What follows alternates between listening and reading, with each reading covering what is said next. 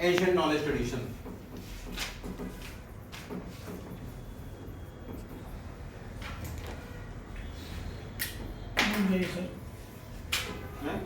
रुक जाए, अच्छा चालू करें भाई, ये रहने दें। नहीं सर। अच्छा ओके, एंशिएंट नॉलेज ट्रेडिशन।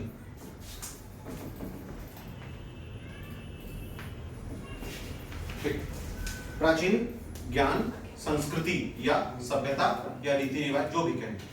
एक बात समझिए, इसमें ब्रॉडर पर्सपेक्टिव में बात करते हैं क्योंकि बेसिक और इस पे ऊपर थोड़ा हटके थोड़ा डीप जाने की कोशिश करते हैं।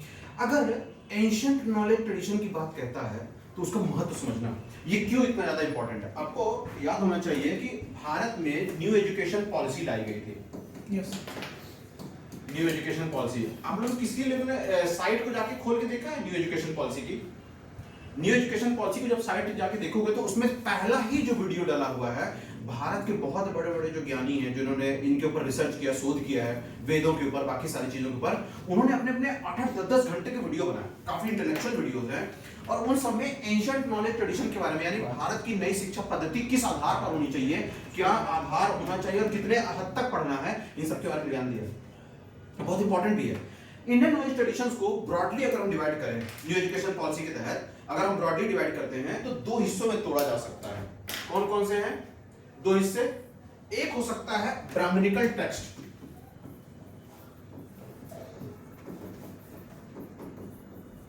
ठीक है, और दूसरा हो सकता है नॉन ब्राह्मणिकल, गैर ब्राह्मणीय।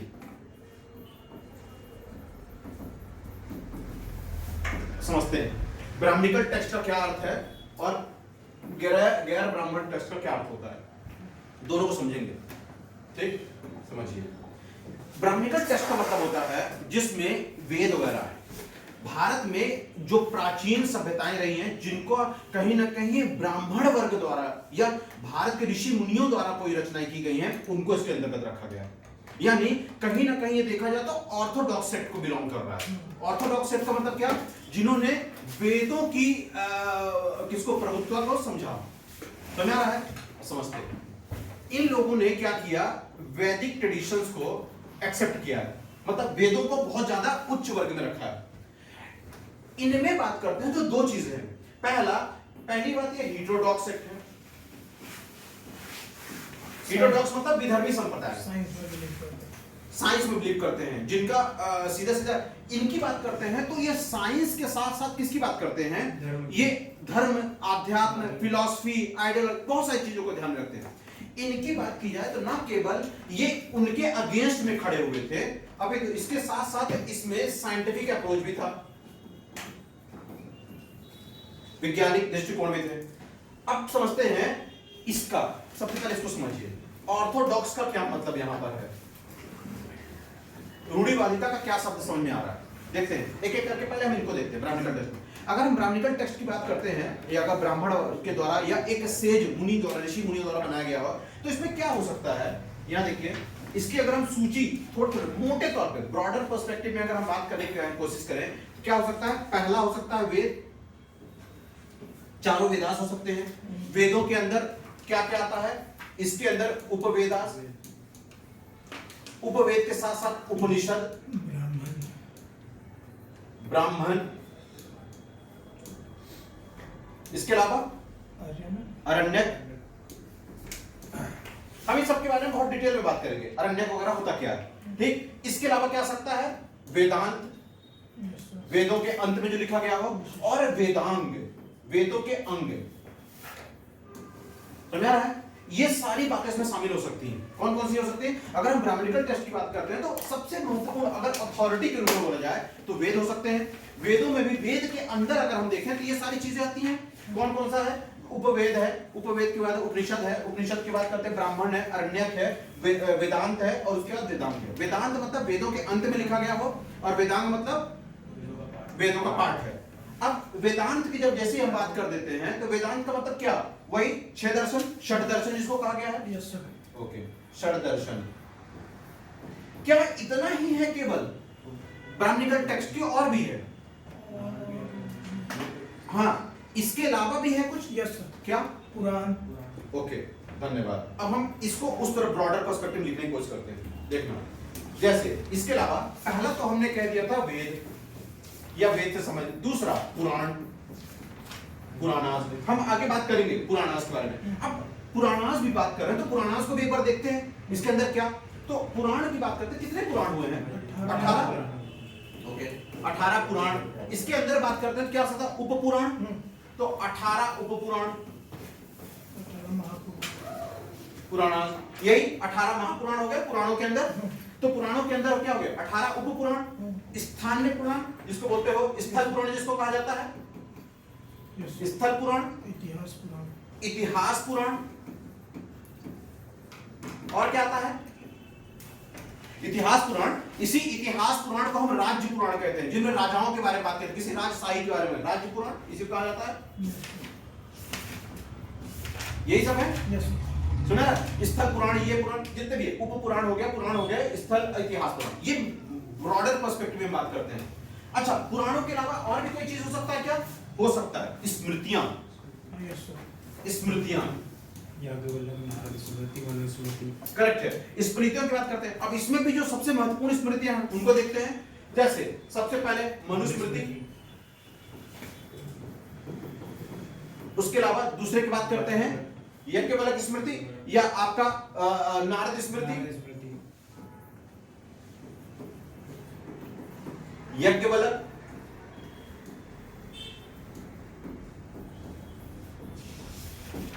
यज्ञवल्क्य स्मृति। इस तरह वही है ना जो मिताक्षरा, बहुत इंपॉर्टेंट व्यक्ति है, मिताक्षरा देने वाले।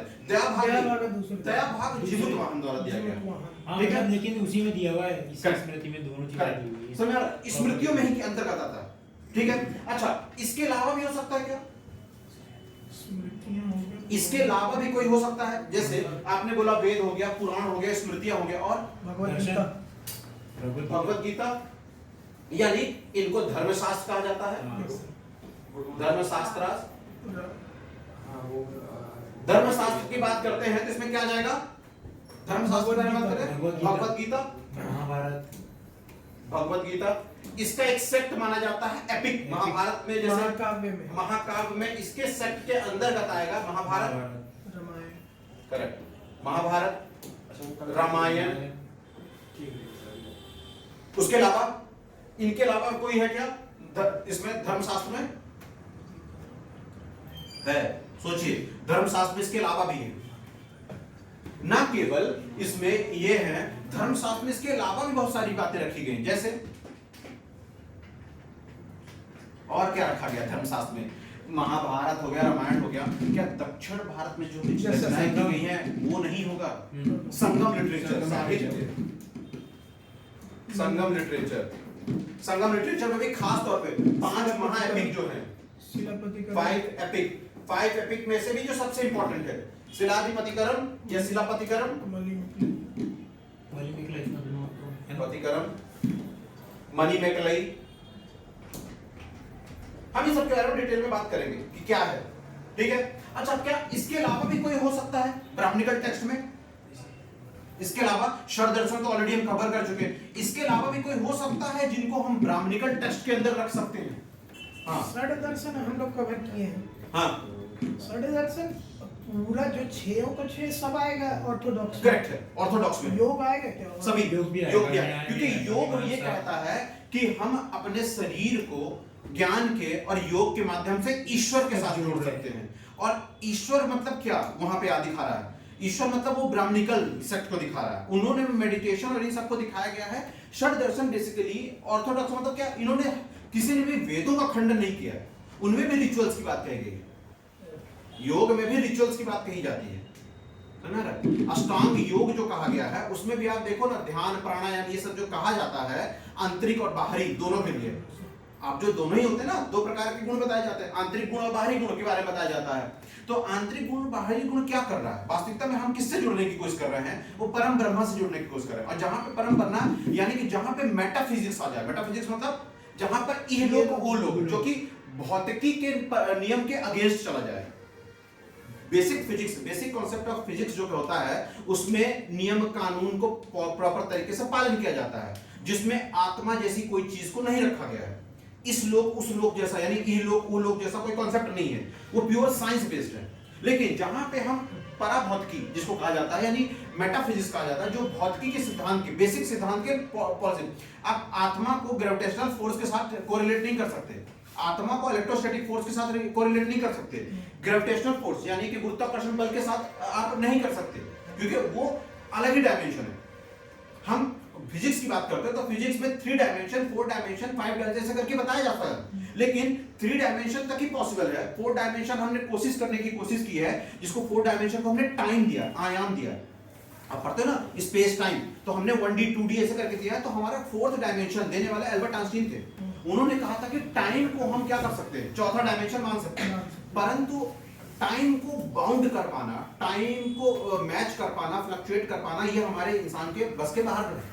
क्यों? क्योंकि जहां पे अगर हम कॉन्सेप्ट की बात करते हैं, ब्लैक होल और इन सब की बात करते हैं, वहां पे टाइम धीमा होता है, ग्रेविटेशनल पुल की वजह से टाइम फ्लक्चुएट करता है। आपने कभी गौर किया होगा, एक मूवी आई थी इंटरस्टेलर, उसमें एक चीज दिखाया गया था कि अगर ये ब्लैक होल है, सपोज कीजिएगा ये ब्लैक होल है, और अगर किसी समय को हम यहां से पास करते हैं तो ये समय को बेंड करता है, ये समय को बेंड कर रहा है, मतलब समय क्या हो रहा है, धीमा हो रहा है। वहां पे अगर कोई व्यक्ति ब्लैक होल के जितना करीब जाएगा, वहां पे समय की गति उतनी ही धीमी होती जाएगी, यानी कि टाइम भी बाउंड करता है, यानी स्पेस टाइम का रिलेशनशिप जो होता है, इसके अकॉर्डिंग ही आपका पूरा यूनिवर्स चलता है। लेकिन आज तक हम इसे कैलकुलेट नहीं कर पाए कि हम किस आधार पे वो करें। अगर हम इस टाइम के कॉन्सेप्ट को बहुत अच्छे से स्पेस के साथ समझें, स्पेस मतलब अंतरिक्ष, उसके साथ अगर हम कोरिलेट कर पाए तो हम बिल्कुल दूसरे आयाम को खोल सकते हैं। मतलब जो एक कॉन्सेप्ट था ब्लैक होल और वार्म होल, एक कॉन्सेप्ट आपने सुना होगा ब्लैक होल और वार्म होल का, ऊपर से तो नहीं जा रहा ये, ओके समझना। सपोज कीजिए,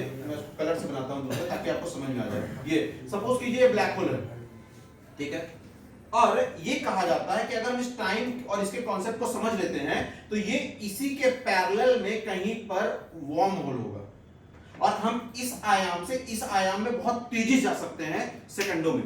मतलब हम एक यूनिवर्स से मल्टीवर्स जो कॉन्सेप्ट कहलाता है, मल्टीवर्स का कॉन्सेप्ट सोचते हो, बहुआयामी जो अंतरिक्ष होता है या ब्रह्मांड होता है, उसका अर्थ क्या होता है समझना।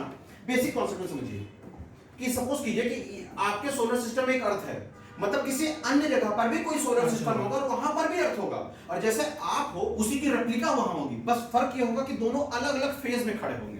मतलब अगर बात करते हैं, जैसे सपोज कीजिए कि रुपेश अभी यहाँ पर एमपीपीएससी की तैयारी कर रहा है, हो सकता है दूसरे अर्थ में वो डिप्टी कलेक्टर बन चुका हो सकता है कि दूसरे आयाम में रुपेश पैदा हो और रुपेश जो है अभी पीछे बैक में हो, इस फेज तक अभी नहीं आया। तो ये क्या हो रहा है कि रुपेश की आइडेंटिटी अलग अलग जगह पर है। तो ये क्या हो रहा है कि मल्टीवर्स के कॉन्सेप्ट में हो रहा है कि ये चीजें ऐसे, बस फर्क ये पड़ता है दोनों में कि हो सकता है पृथ्वी के किसी अन्य छोर पर एक और पृथ्वी हो, लेकिन वहां पर अभी आदिम मानव या डायनासोर पीरियड चल रहा हो, अभी तक ये यहां तक नहीं आया। तो ये मल्टीवर्स के कॉन्सेप्ट में आता है। और ये चीज को पता कैसे करना है, अगर आपको पता करना हो तो अगर हम टाइम और स्पेस के कॉन्सेप्ट को कम कर दें, आसान भाषा में, अगर हमको दो दूरियां हैं, जैसे सपोज कीजिए पेपर है पूरा, हमको इस छोर से देखना, अगर सपोज कीजिए पीस ऑफ पेपर है, हमको इस बिंदु से इस बिंदु तक जाना है, अगर हम सीधे ट्रेवल करेंगे तो बहुत लंबा टाइम पड़ रहा है, समझ रहे मेरी बात। अगर हम स्पेस को जोड़ दें तो क्या होगा, मतलब अगर इसको हम समेट दें ऐसे करके तो ये एक बिंदु हो जाएगा, यहीं पे है, टाइम लगा क्या नहीं। यही कॉन्सेप्ट है इसका ब्लैक होल और वार्म होल का। अगर हम किसी तरीके से टाइम और स्पेस को समझ सके, हम समझ नहीं पाएंगे, समझ सके तो हम इनको अगर किसी तरीके से फोल्ड कर पाए तो हम एक यूनिवर्स से दूसरे यूनिवर्स में ऐसे जा सकते हैं। समझ आ रहा है।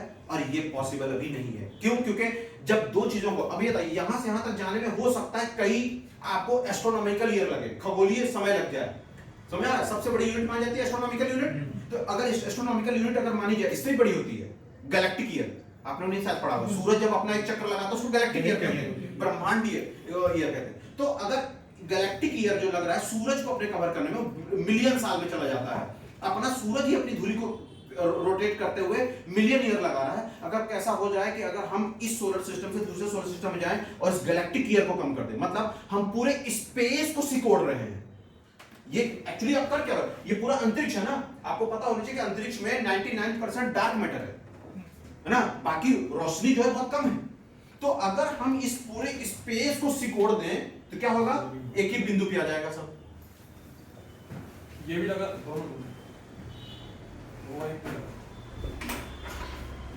है, इसमें कंप्लीट क्लास रिकॉर्ड हो जाएगा।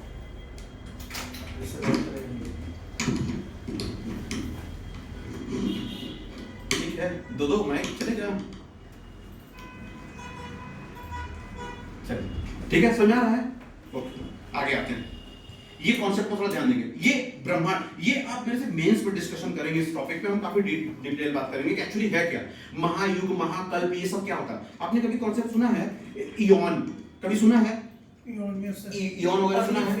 करेक्ट है, महाकल्प है, फिर कल्प है, इयॉन, ऐसा एरा वगैरह पीरियड। हम इस पे काफी डिस्कस करेंगे क्योंकि अभी ये काफी डीप कॉन्सेप्ट है और आपके प्री के लिए इतना ज्यादा डिटेल की भी जरूरत नहीं है। ठीक है, बस हमें क्या करना है, अभी इस चीजों पे ध्यान देंगे कि हमको अगर ब्राह्मणिकल टेक्स्ट की बात करनी तो ब्राह्मणिकल टेक्स्ट कौन कौन सा है, एक एक करके। जैसे ब्राह्मणिकल टेक्स्ट में वेद आएंगे, वेदों के सारे अंग यानी कि उपवेद, उपनिषद, ब्राह्मण, अरण्यक, वेदांत, वेदांग। देन उसके बाद से हम बात करते हैं वेदों के अलावा क्या हो सकता है, पुराण हो सकते हैं। कौन कौन से पुराण? उप पुराण, स्थल पुराण, इतिहास पुराण, राज्य पुराण इसको कहा जाता है, जिसमें राजाओं की, जैसे उदाहरण दें, जैसे पद्म पुराण। पद्म पुराण में किसके बारे में जानकारी मिलती है? चोल साम्राज्य। मत्स्य पुराण किसके बारे में जानकारी मिलती है? मत्स्य पुराण में मौर्य डायनेस्टी। मत्स्य पुराण में और भी चीज होता है, जैसे विष्णु पुराण। विष्णु पुराण में सूर्यवंशी, चंद्रवंशी, इनकी भी जानकारी मिलती है। गुप्त वंश के बारे में जानकारी, वायु पुराण, गुप्त वंश। तो ऐसे कई सारे पुराण हैं जो कि हमको राजाओं स्पेसिफिक यानी किसी डायनेस्टी के स्पेसिफिक बता रहे हैं। तो ये चीजें सबसे ज्यादा पूछी जाती है कि डायनेस्टी स्पेसिफिक कौन कौन से पुराण है। ठीक है, कई बार बेटा पुराणों में नदियों के बारे में, पिछले साल एक सवाल आया था पुराण नदियों के बारे में कि नर्मदा नदी का प्राचीनतम उल्लेख किस पुराण में मिला है। तो ऐसे सवाल भी आते हैं कि नदियों का उल्लेख पूछ लेता है। तो हमें ये सब चीजें पढ़ते को ध्यान देना है कुछ स्पेसिफिक बिंदुओं पे, ताकि हम टारगेटेड प्री निकल सके। समझ आएगा? ओके, ये सारी हो गई। उसके बाद हम बात करते हैं धर्मशास्त्र। धर्मशास्त्र में क्या है? भगवत गीता। भगवत गीता के अलावा एपिक्स है, महाभारत, रामायण। उसी तरीके से आपका संगम लिटरेचर में 5 महाकाव्य लिखे गए थे, जिनमें से बहुत महत्वपूर्ण है शिलाधिपतिकरम और उसके बाद मणिमेगलाई, है ना। शिलाधिपतिकरम किसने लिखा? इलांगोदिगर, मणिमेगलाई, सतनार, ऐसे कई सारे लोगों ने अलग अलग लिखा है। तो इन सब पे थोड़ा सा फोकस करेंगे कि हमें किस पॉइंट तक जाना है। आपको पता है कि मेंस में कहानी बेस्ड आ सकता है और प्री में भी पूछा जा सकता है कि मणिमेगलाई में कोवलन और कनागी की प्रेम कहानी के बारे में बताया गया है, तो ये कौन से महाकाव्य में लिखा है। जैसे रामायण महाभारत के बारे में बात किया जाए तो ये पूछा जा सकता है जय सिंह किसका नाम था? जय सिंह किसका नाम था? महाभारत का प्राचीनतम नाम है। उसके अलावा महाभारत और रामायण के बारे में पूछा जाता तो 18 पर्व, और रामायण की बात करते हैं तो कांड, 7 कांड। तो इनके अंदर पूछा जा सकता है। तो इस बार जब हम कर रहे हैं तो हम इसके अंदर की भी कुछ बातें करेंगे। चलेगा? अब समझते जाएंगे थोड़ा सा। अब आते हैं सबसे पहले इन सभी लिटरेचरों में हम बात करते हैं sir non Brahmanical. Non Brahmanical में क्या आ सकता है? नॉन ब्राह्मणिकल टेक्स्ट में क्या आ सकता है? जैसे उदाहरण अर्थशास्त्र। ओके, यानी इकोनॉमी बेस्ड, यस सर। जहां पर इकोनॉमी पे आधारित कोई चीज लिखी हो, जैसे आपने कहा अर्थशास्त्र और इंडिका किसके द्वारा लिखी गई है? मेगास्थनीज के द्वारा। ये सारे सकते हैं। सुश्रुत संहिता। अब दूसरा आपने कहा मेडिसिन, चरक संहिता, सुश्रुत संहिता। सही है, यानी कि क्या बेटा? आयुर्वेद है। तो इसमें अगर बात करते हैं चरक संहिता, सुश्रुत, लेकिन आयुर्वेद इसलिए नहीं करते हैं क्योंकि वो उपवेद का हिस्सा है, ब्राह्मणिकल टेक्स्ट में चला जाता है। ठीक है, तो इसमें क्या आ गया? सुश्रुत संहिता, चरक संहिता, सुश्रुत हो गया, संहिता, चरक संहिता, वरामिहिर वाले वरामिहिर। ठीक है। अब तीसरा सेक्शन आता है एस्ट्रोलॉजी। ये तो हमने क्या दिया? एस्ट्रोलॉजी के बारे में बात करें, खगोल शास्त्र के बारे में बात करें। आर्यभट्टिका। ठीक है, आर्यभट्टिया वो मैथमेटिकल हो जाएगा। ये याद रखना, एस्ट्रोनॉमिकल की बात करते हैं वराहमिहिर। वराहमिहिर द्वारा कौन सी रचना की गई? पंच सिद्धांत। पंच सिद्धांत, सूर्य सिद्धांत, ये सारे किसके अंतर्गत? इसके अंतर्गत आएंगे। यानी सूर्य सिद्धांत, तेज तो नहीं हो रहा है? नहीं। सूर्य सिद्धांत, पंच सिद्धांत, ठीक है। मैथमेटिक्स की बात करते हैं आर्यभट्टियम। क्या इसके अलावा भी कोई हो सकता है? बहुत सारा। जैसे वेटनरी साइंस के बारे में बात करते हैं, इसी विज्ञान मेडिसिन में ही वेटनरी, अगर हम बात करें जानवरों पशु चिकित्सा के बारे में अगर हम बात करते हैं वेटनरी साइंस के बारे में, तो इसमें आपने पलकप्पे का नाम सुना होगा। पलकप्पे, इनके नाम सुने होंगे। बहुत प्रसिद्ध रहे, इन्होंने वेटरनरी साइंस के बारे में बताया। ऐसे कई सारे लोग रहे हैं जिन्होंने अपना अपना। अच्छा, इसके अलावा एक और हो सकता है लॉ, कानून पर, विधि पर। Yes sir. तो जैसे लॉ के ऊपर बात करते हैं तो ब्राह्मण सूत्र में अगर बात करें, जैसे मनुस्मृति है, तो यहाँ पर क्या हो सकता है, कमंडक द्वारा लिखी गई नीति शास्त्र, नीति शास्त्र, ये याद रखेंगे, नीति शास्त्र। ये पेपर में आया हुआ सवाल है, नीति शास्त्र ऑलरेडी पूछा जा चुका है बीपीएससी में। नीति शास्त्र किसके द्वारा लिखी गई, कमंडक द्वारा लिखी गई। अच्छा, इसके अलावा भी हो सकता है क्या, एस्ट्रोनॉमी नहीं, एस्ट्रोलॉजी और एस्ट्रोनॉमी अलग अलग है। एस्ट्रोनॉमी के ऊपर जैसे क्या कर सकता है, आपने सुना होगा मृच्छकटिकम, ऐसे कुछ टेक्स्ट हैं, तो इनके ऊपर। अच्छा, एक चीज और समझिए, इसके अलावा क्या भारत में क्या काम सूत्र जैसी कोई भी रचना है? हाँ, तो मतलब बिल्कुल ऑल टुगेदर एक डिफरेंट, वात्सायन द्वारा, करेक्ट है। वत्सायन द्वारा क्या लिखा है, काम सूत्र, मतलब इसमें आर्ट ऑफ सेटिस्फैक्शन के बारे में बताया गया है, संतुष्टि की कला बताई गई है। और ये ऐसा नहीं है कि मतलब अश्लील है, क्योंकि अगर ये अश्लीलता वाला चीज होता तो आपने देखा मंदिर के बाहर कैसे बनाया जाता, खजुराहो में।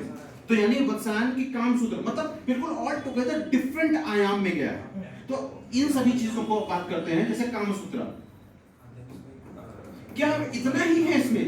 नहीं, इसके अलावा कई सारे आपके ड्रामा लिखे गए हैं, जैसे मालविकाग्निमित्र, ऐसे विक्रमो उर्वश्यम, ऐसे कई सारे डायलेक्ट्स लिखे गए हैं, कई सारे ड्रामास लिखे गए हैं जो इनके अंतर्गत आते हैं। मतलब बिल्कुल ऑल टुगेदर डिफरेंट आयाम में है। वो प्रेम कहानियों को दर्शाया जा रहा है, लव स्टोरीज को दर्शाया जा रहा है, बायोग्राफी, बायोग्राफी, ऑटोबायोग्राफी, ये सब। तो इसके अंतर्गत अगर हम बात करें तो मेडिवल हिस्ट्री में जो रचनाएं की गई हैं, एंशिएंट हिस्ट्री में जो रचनाएं की गई हैं, अदर देन किसका, ब्राह्मणिकल टेक्स्ट, वो सभी इसके अंतर्गत शामिल होते हैं। और ये सबसे इंपॉर्टेंट सेक्शन होता है, क्योंकि इससे ज्यादा सवाल आते हैं। ब्राह्मणिकल टेक्स्ट से तो डीप कॉन्सेप्ट वाले चीज आते हैं कि अनेकांतवाद क्या है, शादवाद क्या है, ऐसे कॉन्सेप्ट आते हैं। लेकिन एक चीज और है, ये तो हमने जनरल व्यू देखा, इसके अलावा हीटेरोडॉक्स सेक्ट के इसमें धर्म के आते हैं। जैसे अगर हम हीटेरोडॉक्स सेक्ट के बारे में बात करें, समझते जाइएगा, नॉन ब्राह्मणिकल में हमने हीटेरोडॉक्स भी बोला है। हीटेरोडॉक्स सेक्ट के बारे में बात करते हैं, यानी विधर्मी संप्रदाय, यानी इसमें बुद्धिस्ट टेक्स्ट, बुद्धिस्ट और जैनिज्म, करेक्ट है, बुद्धिस्ट टेक्स्ट आते हैं इसमें, यानी बुद्ध धर्म में लिखे गए टेक्स्ट भी इसमें शामिल होते हैं। जैसे उदाहरण, बुद्ध धर्म के ऊपर 3 पिटक हो गए, त्रिपिटक, उसके अलावा त्रिपिटक के अलावा त्रिपिटक, उसके अलावा दीप वंश, महावंश, बहुत सारे ऐसे लिखे गए हैं, समझ रहा है? तो ऐसा बिल्कुल नहीं भूलें। जैसे अमिताभ शास्त्र, ऐसे कह के लिखे, कई सारे सूत्र लिखे। तो इस तरीके की सारी चीज किस पर है, बौद्ध धर्म के ऊपर। अगर हम वही जैन धर्म के बारे में बात करते हैं तो जैनिज्म पे भी है बहुत सारे, जैसे उदाहरण आगम, गैर आगम, नॉन आगम जिसको कहा जाता है। उसके अलावा भगवती सूत्र, ऐसे बहुत सारे टेक्स्ट हैं जिनको आपको पढ़ना है। इसके अलावा करेक्ट, ये सारे चीज क्या हैं, ये सारे जैन धर्म, बौद्ध धर्म है। इसके अलावा भी टेक्स्ट हैं क्या, बिल्कुल हो सकते हैं, अजनान हो गया, आजीवक हो गया, आपके चारवाक हो गया, करेक्ट, चारवाक हो गए। इन सब के भी जो टेक्स्ट हैं, ये सब किसमें आते हैं, ये सारे आते हैं किसमें, हीटेरोडॉक्स नॉन ब्राह्मणिकल टेक्स्ट में आ जाते हैं। मतलब देखा जाए तो एंशिएंट नॉलेज ट्रेडिशन बहुत डीप है। हमने जल्दी जल्दी में बात तो कर दी। अगर हम ठहराव के साथ अगर बात करें तो ब्राह्मणिकल टेक्स्ट में जहाँ वेद, पुराण, स्मृतियाँ, रिचुअल्स, ये षड दर्शन, इन सब के बारे में व्याख्यान करते हैं, वहीं पर हमारा दूसरी तरफ नॉन ब्राह्मणिकल टेक्स्ट में यानी हीटेरोडॉक्स टेक्स्ट में बुद्धिज्म, जैनिज्म, चारवाक, अजनान, उसके अलावा आपकी बात करते हैं आजीवक संप्रदाय। इसके अलावा बात करते हैं तो साहित्य यानी पोएट्स के ऊपर, ड्रामास के ऊपर लिखा गया है, कालिदास से लेकर कई लोगों के बारे में। मैथमेटिशियन की बात करते हैं, आर्यभट्ट से लेकर वराह मिहिर से लेकर कई सारे लोग आए हैं, उनका कंट्रीब्यूशन रहा है। इसके अलावा अगर हम बात करते हैं एस्ट्रोनॉमी के, उसमें भी रहा है। मृच्छकटिकम जैसे पुस्तकें रही, वो काफी प्रसिद्ध रही, इनके बारे में रहा। अच्छा, क्या इसके अलावा इसमें और भी टेक्स्ट आ सकते आते हैं? फॉरेन जो लोग आए हैं उनका कंट्रीब्यूशन, सियूकी, समझ आ रहा है, इंडिका, ये सारी चीजें क्या है, इन सब के अंतर्गत आती है। बहुत सारे ऐसे टेक्स्ट हैं जो कि फॉरेनर्स आके भारत में लिख के चले गए हैं, भारत के बारे में आके लिख के चले गए हैं, समझ रहे हैं? बहुत सारी पुस्तकें बेटा कि जो भारत के बारे में आया, उन्होंने भारत के बारे में बहुत सारी बातों को एक्सप्लेन करके गए। हम इन सबको देखेंगे 3 अलग अलग फेजेस में इस बार, एंशिएंट, मिडाइवल और मॉडर्न, तीनों के फेजेस के बारे में, हम तीनों के अलग अलग लिटरेचर के बारे में थोड़ा थोड़ा डीप जाने की कोशिश करेंगे। बनेगा? Yes sir. सबसे पहले वेद। हम ब्राह्मणिकल टेक्स्ट में आज हम वेद के बारे में बात करते हैं। वेद, वेदास के बारे में बात करते हैं। आपको पहले पता होना चाहिए कि वेद जो है ये विद शब्द से बना है, विद वर्ड से। इसका अर्थ क्या होता है? नॉलेज। नॉलेज। इसका अर्थ होता है नॉलेज, ज्ञान। विद्या यानी विद्यालय, उसी से बना है स्कूल। अब आपको एक व्यक्ति के बारे में जानना चाहिए जिन्होंने वेदों की रचना किया है। कौन है? कृष्णद्वैपायन। ओके, कृष्णद्वैपायन ने क्या रचना की है वास्तविकता में? कंपाइल किया है। अब कृष्णद्वैपायन के बारे में जानने से पहले एक चीज देखें, वेद व्यास। कैसे कृष्णद्वैपायन और रामायण और महाभारत में क्लैशेस है समय काल का। ठीक है, समझना थोड़ा सा। कृष्णद्वैपायन के बारे में बात करें तो पहले इनके पिता और माँ के बारे में जानना जरूरी है। इनके पिता का नाम ऋषि पराशर था, बहुत इंपॉर्टेंट व्यक्ति रहे ऋषि पराशर, और बहुत ही शक्तिशाली व्यक्ति रहे शेष। और इनकी माँ का नाम सत्यवती।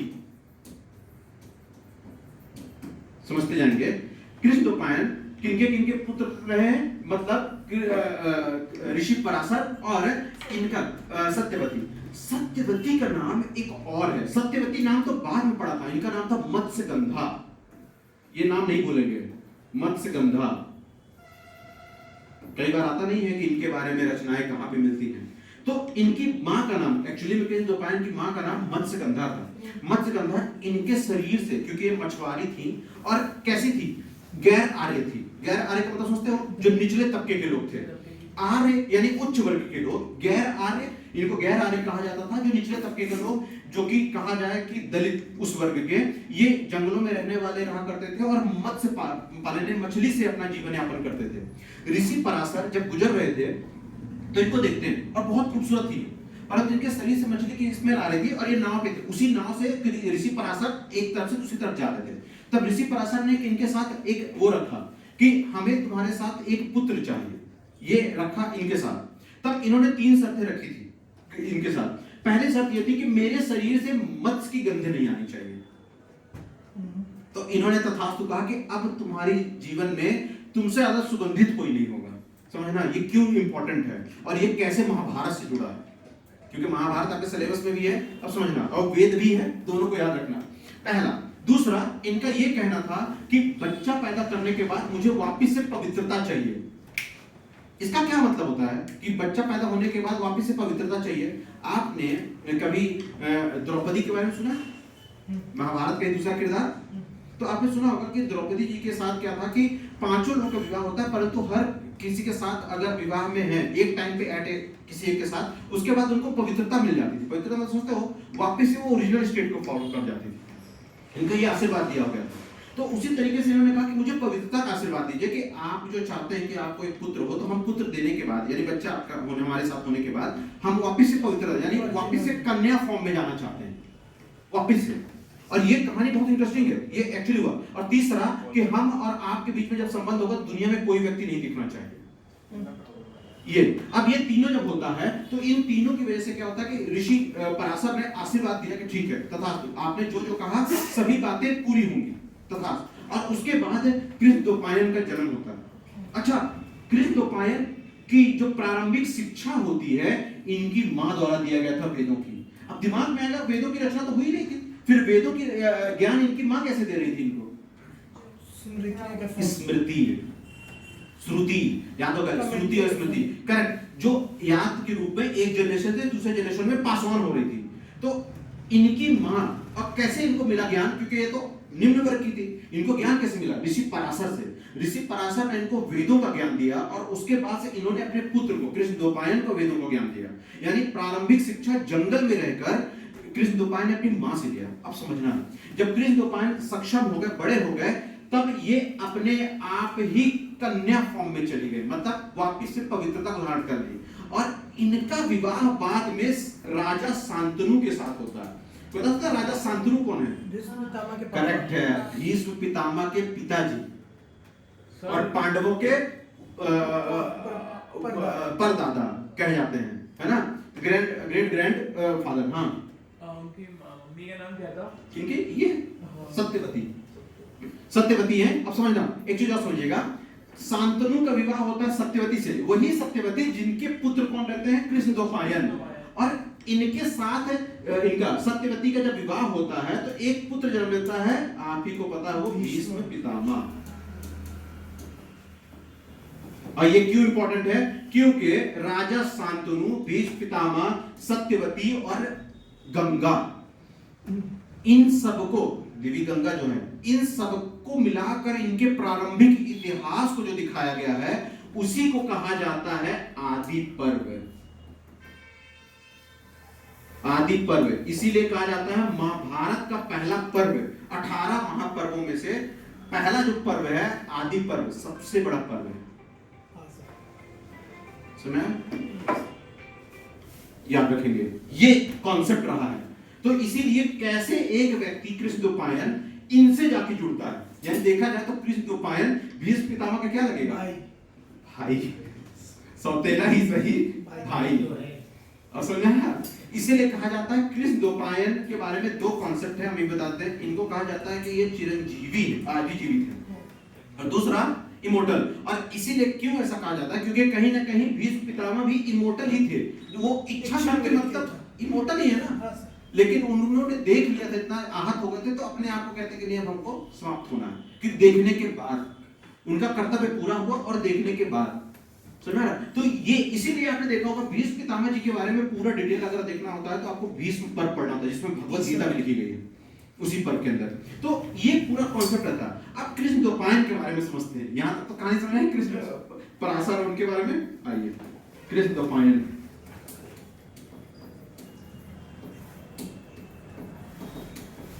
कृष्णद्वैपायन का ही नाम है वेद व्यास, ऋषि वेद व्यास।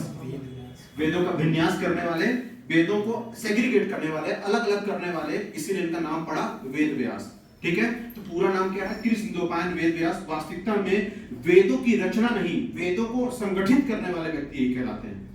अब जो मेरा प्रश्न है वो समझना, यहां से थोड़ा सा दिमाग हिल जाना है।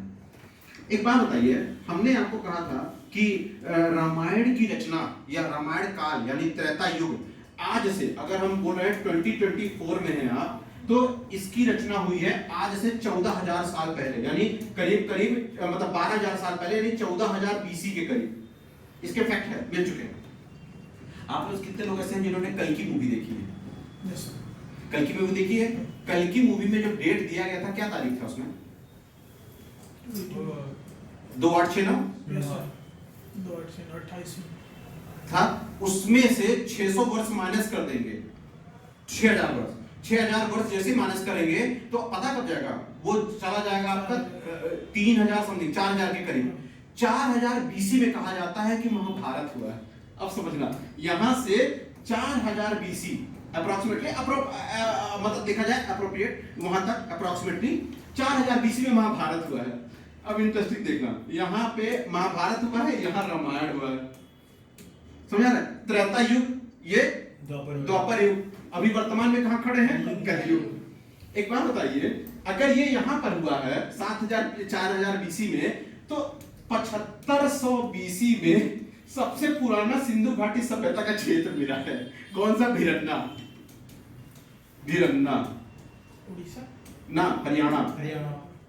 हरियाणा अभी पाया गया है, भारत का ही है। हरियाणा में भिरन्ना एक जगह है जिसको सिंधु घाटी सभ्यता, IBC का सबसे ओल्डेस्ट जगह माना जा रहा है। मतलब महाभारत से पहले हुआ है सिंधु घाटी सभ्यता। कैसे पॉसिबल है? कैसे पॉसिबल है? क्यों सर, क्या मतलब पॉसिबल होने में क्या सर, दिक्कत है सर? आपने मुझे बताया था कि आइस एज से पहले हुआ है महाभारत। किससे? आइस एज से पहले। किससे पहले? आइस एज के पहले। ऐसे आप बताते हैं बेटा, समझना। ये जो कॉन्सेप्ट है, इसके अनुसार अगर जो मूवी में दिखाया गया है कल की, जिस पर रिसर्च किया गया था कि भाई इस समय में महाभारत घटी होगी, भगवान कृष्ण और उसके पहले ये भारत के बहुत बड़े एस्ट्रोनॉमिकल जो रहे हैं, जिन्होंने रिसर्च की, एक मैम है, उन्होंने इसके ऊपर अपनी पूरी जीवन दे दिया। और कई सारे लोग हैं जिन्होंने बताया कि रामायण काल का एग्जैक्ट टाइम और ये सब की बात करते हैं। इन लोगों ने एग्जैक्ट यही टाइम बताया। तो अगर 14,000 BC में ये हुआ है, सोचने वाली बात है कि 14,000 अगर BC में ये हुआ है, 4,000 BC में महाभारत घटित हो रहा है, तो इसके बीच में अभी लेटेस्ट पाया गया 7,500 में पहले पाया गया था भिरन्ना में। इसका मतलब नियोलिथिक एज तो और पहले है, नवपाषाण का। तो देखा जाए तो अगर हम इस कॉन्सेप्ट को मान भी लें एक बार की इस तरीके से रामायण महाभारत हुई होगी, तो उनके सारे साक्ष्य गए कहां? कई सारे ऐसे आते हैं कि इतनी बड़ी युद्ध लड़ी गए, सब कुछ हुआ, गए कब?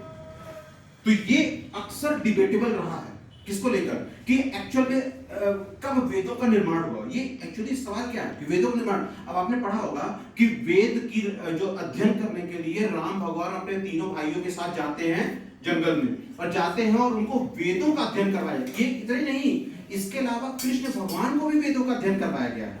इसका मतलब वेद की रचना इससे बहुत पहले हुई होगी। समझ आ रहा है? वेदों की रचना इससे बहुत पहले हुई। इसका मतलब क्या कहा जा रहा है कि वेद पीढ़ी दर पीढ़ी स्मृति के रूप में ट्रांसफर हुए हैं। लिखित में वो तभी आया है, लिखित में कभी नहीं आई है। समझ आ रहा है? लिखित रूप में कभी भी नहीं आई है। लेकिन सबसे बड़ा सवाल जो है, कहा जाता है कि इन वेदों की रचना संस्कृत भाषा में हुई ही नहीं है, इनकी रचना छंदो भाषा में हुई है। छंदो भाषा जो कि संस्कृत की प्राचीनता मानी जाती है। ये क्यों इंपॉर्टेंट है? क्योंकि छंदो भाषा से दुनिया की दूसरी और भाषा निकल गई। जैसे जिंदावस्था, आपने नाम सुना है? सिंधु घाटी सभ्यता के समकालीन मिली है जिंदावस्था, ईरानियों की ग्रंथ है जिसमें ईरान की सभ्यता मिलती है, मेसोपोटामियन और इनकी सुमेरियन की मिलती है।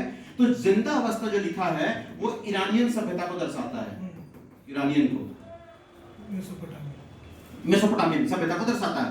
अगर ये मेसोपोटामियन वाली सभ्यता को दर्शा रहा है जिंदा अवस्था, और ये माना जाता है कि इससे निकल गया क्योंकि इसका संबंध संस्कृत से बहुत मिलता है। और संस्कृत क्या, जिसपे आपकी वेदों की रचनाएं की गई हैं। तो इसका मतलब यह है कि पहले जो वेद रही होगी, ओरिजिनल वास्तविक वेद रही होगी, जिसके बारे में रहा होगा, जो छंदो भाषा में कहीं न लिखी गई होगी, वो अलग होगी। और जो कृष्ण द्वैपायन द्वारा संगठित किया गया होगा वो बहुत बाद में रही होगी और अलग रही होगी। तो वेद लिखा कौन, मतलब वेद तो किसी व्यक्ति ने के लिखा द्वारा नहीं, माना जाएगा। ये कहा जाता है। लेकिन भारत के जो रहे हैं हिंदू नॉलेज ट्रेडिशन में, अभी तक हम आर्यों के कॉन्सेप्ट को एक्सेप्ट ही नहीं किए। मतलब हम कैसे मान ले कि कोई मिडिल ईस्ट से कोई व्यक्ति आए, सेंट्रल एशिया से कोई व्यक्ति आया और यहाँ पे संस्कृत भाषा में वेदों की रचना की। हम सिर्फ पढ़ते हैं कि आर्यों द्वारा संस्कृत भाषा में वेदों की रचनाएं की गई। सर आर्य जब आए थे तो उस समय नॉर्थ में, साउथ में कुछ चल रहा था, पैरेलल चल रहा था। साउथ में जब उत्तर में वो आर्य थे, तब नीचे दक्षिण भारत में मेगालिथिक कल्चर। नॉन आर्यन थे, उनको आर्यन क्या मानते थे? राक्षस टाइप का कुछ मानते थे, निचले तबके के लोग, निचले तबके के लोग। रामायण जब शुरू हुआ, राम जी जब अयोध्या से वनवास गए, करेक्ट, वो नीचे जाते गए सीता जी को लाने के लिए, लंका ले गए। तो उनके साथ में जो मिलते जा रहे थे, हनुमान मिले, वो जानवर के फॉर्म में, क्या नाम है उनका, सुग्रीव, बाकी सारे किस कितना कांड यही है। ये लोग सब जानवर के फॉर्म में मिले। अब बताते हैं, रावण मिला उनको राक्षस के फॉर्म में। नहीं, तो मैं भी ये आर्यन के आने के बाद ही कोई आर्यन हो जिसको राम मान के हम लोग, वो अच्छा काम किया तो राम मान लिए हम लोग, ये भी हो सकता है। नहीं बेटा, ऐसा बहुत सारा हुआ है। एक चीज समझिएगा बेटा, जो वानर शब्द है उसे वाल्मीकि रामायण जब आप बड़े ध्यान से पढ़ते हो, वानर शब्द यानी वन में रहने वाला मानव कहलाता है। वानर शब्द का ये अर्थ है। लेकिन उसका जब आप रामचरितमानस या तुलसीदास की जो बात करते हो, आपको पता है किसने ये लिखा है, क्या बोलते हैं आपका हनुमान चालीसा किसने लिखा है? तुलसीदास ने लिखा है। तुलसीदास जी ने जब हनुमान चालीसा लिखा तो उनकी कहानी आपको पता है एक्चुअली में तुलसीदास जी का जन्म कब हुआ था? तो काफी लेट हुआ, काफी लेट, मुगल काल के दौरान, मुगल काल के आसपास तुलसीदास जी ने उसकी हनुमान चालीसा। अब उसकी कहानी क्या है? दिल्ली सल्तनत की बात कही जाती है। दिल्ली सल्तनत के दौरान था, मुगल काल में नहीं, दिल्ली सल्तनत उनको गिरफ्तार कर लिया जाता। उनकी प्रचलित मतलब बहुत ज्यादा विख्यात थे, प्रचलित थे, तो उनको गिरफ्तार कर लिया जाता है और तब जेल में बैठ के वो ये लिखते हैं रामचरितमानस। परंतु रामचरितमानस में हनुमान चालीसा में कपि शब्द इस्तेमाल किया। कपि शब्द का मतलब वानर होता है। वानर, कपि अगर शब्द देखा जाए तो वानर कहलाता है। मतलब वो सही में वानरों यानी बंदरों की बात कहते हैं। परंतु अगर हम वाल्मीकि रामायण की बात करते हैं, वो वानर शब्द इस्तेमाल करते हैं और वो वानर वन में रहने वाला पुरुष कहलाता है। तो जामवंत क्या थे फिर? यही तो सब कुछ है कि कैसे मानिए कि हम तो ये मान लेंगे कि हम एवोल्यूशन हुआ तो हम बंदर से इंसान बने। जामवंत कैसे भालू बन के रह गए? इसका रहस्य आपको ऐसे पता चल सकता है कि जब हमने आपको पढ़ाया था पूरा क्रोनोलॉजिकल ह्यूमन इवोल्यूशन, उसमें आपको एक चीज बताई थी कि सबसे पहले शुरुआत होता है ड्रायोपैथिकस से। फिर ड्रायोपैथिकस होता है, फिर उसके बाद से आपके रेमियोपैथिकस आते हैं। क्या पता रेमियोपैथिकस के जो लोग हैं वो आपको पता है कि जब मैंने ड्रायोपैथिकस पढ़ाया था तो एक शब्द बोला था मैंने, ड्रायोपैथिकस का नाम याद है? Yes sir. ओके, समझना इसको थोड़ा कॉन्सेप्ट को। ड्रायोपैथिकस में जब पढ़ाते वक्त मैंने कॉन्सेप्ट बताया था कि ये जो बने हैं ये दो लोगों से मिलके बने, एप्स वानरों की प्रजाति के, वानर नहीं कह सकता, ऊपर है वानरों की, और दूसरा प्रोटो ह्यूमन सोचते हो आद्य मानव, पुराने एकदम, इन दोनों के मिलाप से पैदा हुआ। मतलब कहीं ना कहीं हम लोग के पुराने वंशज जो रहे होंगे वो इस तरीके से, फिर रेमियोपैथिकस आया, फिर ऐसे करके आया। तो माइट बी इवोल्यूशन उस तरीके से नहीं चला जैसे हम लोग देखते हैं। माइट भी हो सकता है कि पैरेलल दुनिया में, और मतलब हम जैसे एक तरफ इवोल्यूशन, एक सेक्ट जो है इवॉल्व कर रहा था ह्यूमन बीइंग की तरफ, तो दूसरा सेक्ट हो सकता है कि वो इवॉल्व ना हुआ हो और वो उसी तरीके से चला रहा हो, और वही लोग शायद जंगलों में रह रहे हो जो कि मानव भी पूरे ना हो और पूरे जानवर भी ना हो। सर फिर अभी तक तो वो लोग मतलब पैरेलल ना चला हो, पैरेलल आगे बढ़ गया, करेक्ट है, एक लिंक आगे बढ़ी हो, क्योंकि एक कहावत कही जाती है, कॉन्सेप्ट कहा जाता है डार्विन का, the survival of the fittest. तो इसमें ये भी होता है कि कई बार इवोल्यूशन के चक्र में कुछ रुक जाता है, कुछ रह जाता है। जैसे हर आइस एज के बाद संपूर्ण पृथ्वी समाप्त नहीं होती, कुछ स्पीसीज रह जाते हैं, इवॉल्व करते हैं और नेक्स्ट जनरेशन में निकल कर आते हैं। तो माइट में हो सकता है कि कोई एक सेक्ट, ये पूरे थ्योरी है, माइट में हो सकता है कि एक सेक्ट जो है वो डेवलप नहीं हो रहा, उसी एज में रहा हो, और एक शाखा जो है निकल कर गई हो और फिर उनका मिलाव हुआ हो और समझ में आ रही हो। क्योंकि अभी तो यही संसा बनी हुई है कि भैया रामायण हुआ भी था, ये तो सबको पता है, उसके साक्ष्य मिले कि रामायण काल था, महाभारत काल था, क्योंकि कृष्ण भगवान की द्वारिका भी थी, ये सब साक्ष्य मिले हमें, परंतु करेक्ट एविडेंस नहीं है कि किस क्रोनोलॉजिकल ऑर्डर में हुआ है। हम ये कह रहे हैं कि पहले रामायण हुआ, फिर महाभारत हुआ, देन कलयुग है। क्या पता ये सीक्वेंस उल्टी हो, हम कलयुग को अंत मानते, क्या पता कलयुग से शुरुआत होकर सतयुग चल रहा हो।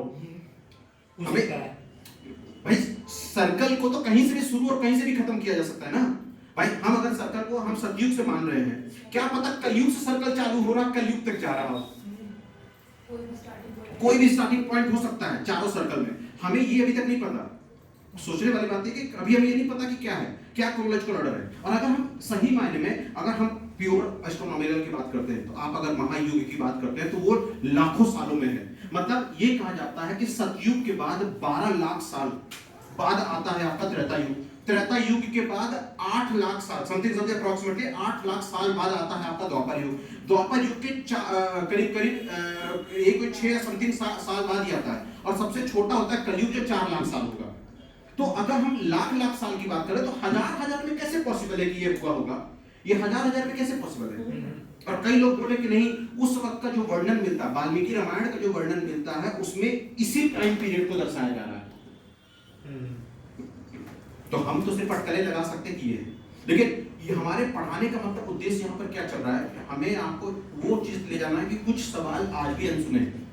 तो आपसे पेपर में इनके इसको लेकर नहीं पूछा जाएगा, लेकिन ये एक उसको लेकर कि भैया रामायण और महाभारत भारत की संस्कृति में क्या जगह देता है। अगर हम देखें इसे नॉर्मल टेक्स्ट के रूप में देखें तो नॉर्मल टेक्स्ट में कुछ नहीं, लेकिन अगर इसे अगर समझने की कोशिश करें तो ये भारत में शासन करने की व्यवस्था को दर्शा रहा है। महाभारत क्या होता है, शासन करने की व्यवस्था को दर्शा रहा है, सिस्टम है। रामायण की बात करें तो ये एथिकल कोड ऑफ कंडक्ट को दर्शा रहा है। एक्चुअली में रामायण है क्या, पुरुषोत्तम राम का अर्थ क्या है, एथिकल कोड ऑफ कंडक्ट। एक ऐसा राजा जिसको पुरुषोत्तम राम का दर्जा दिया गया, भगवान का दर्जा है, भगवान ही है, अवतरित है, तो उन्होंने अपनी वाइफ या अपने व्यक्तिगत जो लोग हैं उनको दरकिनार करके जनता के लिए सर्वोपरि बने। मतलब एक अगर देखा जाए पॉलिटिकल टर्म में, अगर आज के प्रधानमंत्री और राष्ट्रपति को जनता के हित के लिए कार्य करना चाहिए, जो डिबेटेबल टॉपिक है। क्या सच में हो रहा है, नहीं हो रहा है, वो हर एक की विचारधारा अलग हो सकती है, लेकिन रामायण महाभारत छवि दिखाता है कि हम उनसे क्या सीख पा रहे हैं। पर बेटा रामायण महाभारत इसलिए भी गलत नहीं है क्योंकि भारत में अगर घटित होता तो समझ आता। रामायण के बारे में अलग अलग देशों में अलग अलग नाम से, जैसे आपको बताया था थाईलैंड में रमेकिन, तो अलग अलग जगहों पे अलग अलग। एक चीज और है, आप पढ़ोगे जब इनको तो समझ आएगा कि इन सभी में स्लाइटली डिफरेंट है। आप जब पढ़ोगे रामायण को, इन सभी के मैंने इनके वर्गों को जो अलग अलग है मैंने संक्षिप्त में पढ़ने की कोशिश की, आप पढ़ोगे तो सब में अलग अलग रामायण का व्याख्यान मिल रहा है। किसी में सूर्पणखा को नाक को काटा गया, किसी में नहीं काटा गया, किसी में कुछ और है, किसी में कुछ और है। तो सबकी अपनी अपनी, लेकिन हुई तो है। अगर कई सारे देश रामायण के बारे में बात करते हैं अलग अलग तरीके से, क्योंकि कहानी को अलग अलग लोग अलग अलग ही वृत्तांत करते हैं, लेकिन वो कहानी तो रही होगी, राइट? तो कुछ ना कुछ ऐसा एविडेंस रहा होगा, हम अभी नहीं डिस्कस कर सकते क्या था, लेकिन ये टाइम लाइन क्रिएट नहीं है, क्योंकि वेदों की रचना मैंने पहले बता दी छंदो भाषा में की गई, ठीक, याद रखिएगा। ओके, और अभी के लिए फिलहाल तो संस्कृत भाषा में, क्योंकि छंदो भाषा एक्सेप्टेबल नहीं की गई, लेकिन है छंदो भाषा, नेट पर डालेंगे छंदो भाषा आ जाएगी आपको। हम लगाएंगे एक संस्कृति, लगाएंगे संस्कृत की, लेकिन छंदो भाषा है। मेंस में आप छंदो भाषा लिखेंगे ज्यादा बेहतर होगा, ब्रैकेट में संस्कृत लिख सकते हैं, प्रिमिटिव स्टेज, ठीक। चलो आगे आइए, वेदों की बात करते हैं। वेदों को अगर हम सही मायने में डिवाइड करें, देखते जाइएगा, वेद को, वेदास को अगर हम डिवाइड करें तो कर्म के आधार पर, किसी वेद के अंदर क्या क्या हो सकता है, तो कर्म के आधार पर, कर्म के आधार पर क्या हो सकता है? कर्म कांड के आधार पर ब्राह्मण, ब्राह्मण हमको कर्म कांड दिखाता है। अगर हम ज्ञान कांड के बारे में बात करते हैं तो हमको उपनिषद बताता है, ये याद रखेंगे, ज्ञान कांड है उपनिषद, उपनिषद। और अगर हम तीसरा बात करते हैं उपासना, उपासना की अगर बात करते हैं तो कौन करेगा? अरण्यक, उपासना कांड यानी अरण्यक।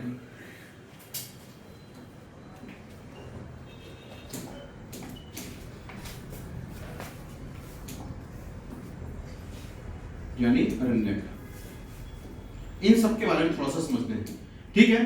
इसके अलावा एक अन्य होता है जिसको विशिष्ट कहा जाता है, जो कि इन सभी कैटेगरी में नहीं आता, उसको कहते हैं करेक्ट, नहीं वेदांत, वेदांत नहीं बेटा, विशिष्ट, उसमें वेदांत ही आएगा ना, करेक्ट है, विशिष्ट, इसमें वेदांत आ जाता है, वेदों के अंत में जो लिखा गया हो वेदांत, ठीक है। ये बिल्कुल ऑल टुगेदर, इसलिए मैंने उसको अलग कलर से लिखा, इसीलिए आपने देखा होगा तीन ही वेद इंपॉर्टेंट माने जाते हैं, इसीलिए वेद त्रय के नाम से जानता है, वेद त्रय यानी कि कौन कौन से? ऋग्वेद, सामवेद, यजुर्वेद, अथर्ववेद को भी नहीं मानते। अब अगर हम बात करें किसी वेद में क्या क्या हो सकता है, तो किसी भी वेद में तीन प्रमुख चीजें होती हैं, अगर हम इसको हटा दें, किसी भी वेद में तीन प्रमुख चीज होती हैं, एक होता है उपासना, यानी हर वेद का कोई ना कोई उपासना वर्ग होगा, तो उसका मतलब क्या है? हम उसमें से अरण्यक पढ़ रहे हैं। अब दिमाग में अरण्यक मतलब क्या? अरण्यक मतलब फॉरेस्ट बुक, ऐसा कि जिन्होंने वेदों का अध्ययन किया होगा और वेदों के अंदर कुछ ऐसी बातें लिखी गई हैं जो कि जंगलों में रहने वाले हर्मिट्स द्वारा लिखी गई हैं, उनको संकलित किया गया है। क्योंकि वेद व्यास ने किया क्या, हर एक टेक्स्ट को उस वक्त जो मौजूद थे और लोगों द्वारा जो ज्ञान था सबको एकत्रित करके बांधा था। तो जब एकत्रित करके बांधा तो जंगलों में रहने वाले लोग भी कुछ लिखे होंगे, बाहर समाज में रहने वाले लोग या आम नागरिकों द्वारा या ऋषि मुनियों द्वारा लिखे गए, इन सबको एकत्रित किया और उनको इस तरीके से अलग अलग वर्ग में डिवाइड कर दिया। मतलब हर वेद में अगर ज्ञान की बातें कही जा रही होंगी तो उसको उन्होंने नाम दे दिया उपनिषद, यानी ऋग्वेद का ही उपनिषद। जैसे अगर हम ऋग्वेद को एक्सेप्ट करें एग्जांपल के रूप में, तो यहां पर क्या हो गया? ऐत्रेय, कौशतकी, ऐसे करके। उसी तरीके से अगर हम कर्म की बात करते हैं, हर वेद में कोई ना कोई कर्म कांड यानी रिचुअल्स के बारे में बताया गया होगा, कि धार्मिक अनुष्ठान के बारे में बताया गया होगा। अगर हम रिचुअल्स की बात करते हैं तो उसे हमने ब्राह्मण में रख दिया, जैसे ऐत्रेय और कौशतकी ब्राह्मण। उसी तरीके से अगर हमने अरण्य की बात की, उपासना की बात की, कुछ लालसा की बात की, कुछ चाह की बात की, तो हमने उसको उपासना में रख दिया, तो ऐत्रेय कौशतकी, इस तरीके का। ऋग्वेद में ये सारी चीजें। अच्छा, ये वेद है। वेदों के अलावा इसको देखिए विशिष्ट में वेदांत, वेदों के अंत में लिखा गया हो, तो वेदों के अंत में क्या लिखा गया था? वही षड्दर्शन, फिलॉसफी, दर्शन, यानी इनको अध्ययन करने के बाद लिखा होगा। क्या वेदों में इसके अलावा भी चीज होती है? होती है। इसके अलावा वेदांग होता है। हम बात करेंगे वेदांग है क्या। जैसे उदाहरण के तौर पे वेदांग के बारे में बात करते हैं, जैसे क्या हो सकता है? शिक्षा, जैसे इसमें उदाहरण देते हैं तो शिक्षा, शिक्षा का मतलब क्या कि इसमें यह बताया गया है कि वेदों में जो श्लोक पढ़ा जाता है उसका उच्चारण क्या होना चाहिए, फोनेटिक्स, साउंड कैसी होनी चाहिए। जैसे हम लोग गहरी बात करते वक्त आवाज में भारीपन, टोन, करेक्ट, पिच, टोन, ये तो ये शिक्षा के अंतर्गत आता है। मतलब वेदों के अंग में ये बताया गया, यानी किसी भी वेद का अध्ययन करने के लिए वेदांत 6 होते हैं टोटल। अगर संख्या पूछी जाए तो 6 संख्या होती है। मतलब 6 चीजें हमें ज्ञान होना चाहिए किसी वेदों के अध्ययन के लिए। मतलब वेद पढ़ते वक्त हमें किन बातों का ध्यान रखना है? पहला कि वेदों के अलग अलग अंग हैं। कौन कौन से अंग हैं? जैसे ज्ञान कांड वाला सेक्शन होगा जो कि बताएगा उपनिषद के बारे में, मतलब उस वेद ऋग्वेद के उपनिषद के बारे में बताने वाला है। उसके बाद दूसरा, अगर हम कर्म कांड की बात करते हैं तो क्या बताने वाला है, उस वेद यानी ऋग्वेद के या किसी भी वेद के किसके बारे में, ब्राह्मण के बारे में बताने वाला है। ब्राह्मण का मतलब क्या, ब्राह्मण का मतलब यह है यहाँ पर आसान भाषा समझिएगा, रिचुअल्स का है। रिचुअल्स करते वक्त आपको एक चीज और पता होना चाहिए ब्राह्मण में कि जो भी स्पेशल सिंबल होते हैं, जैसे स्वास्तिक देवी माँ के चरणों के, जैसे आपके आते हैं लक्ष्मी जी के चरणों के सिंबल, इस तरह के बहुत सारे सिंबल्स जो है वेदों में उच्चारित किए गए। और इन सबको समझने के लिए हमें क्या पता होना चाहिए, ब्राह्मण पता होना चाहिए। हर वेद का जब ब्राह्मण पता होगा तभी हम उस सिंबल का अर्थ समझ सकेंगे, और बिना अर्थ समझे हम उसका उच्चारण या उसका प्रयोग नहीं कर सकते। तीसरा, उसके अलावा उपासना, हर वेद में कुछ ना कुछ लाभ की चीजें भी बताई गई होंगी कि आप प्रॉफिट कैसे गेन कर सकते हो इस वेदों से। हम वेदों का अध्ययन क्यों करें, जब हमारे जीवन में कोई व्यक्तिगत हानि या लाभ हो तो करें। तो हमारे को लाभ कैसे प्राप्त हो वो अरण्यक बताता है, इसलिए इसको फॉरेस्ट बुक या हर्मिट द्वारा लिखा गया, साधुओं द्वारा लिखा गया।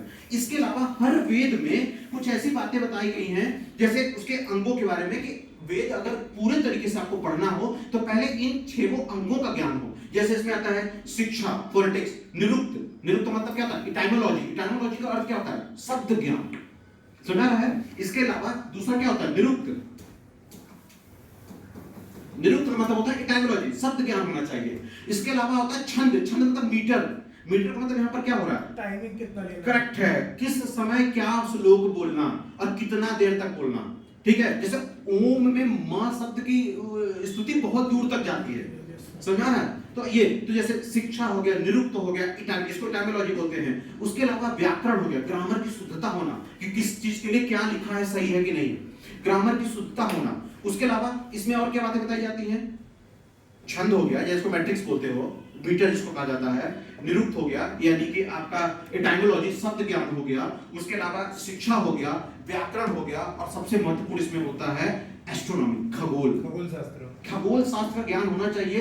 ऐसा क्यों, आपने देखा होगा शादी ब्याह या महामृत्युंजय, अब समझना, वेद में कुछ चीजें दी, जैसे गायत्री मंत्र 3रे मंडल में।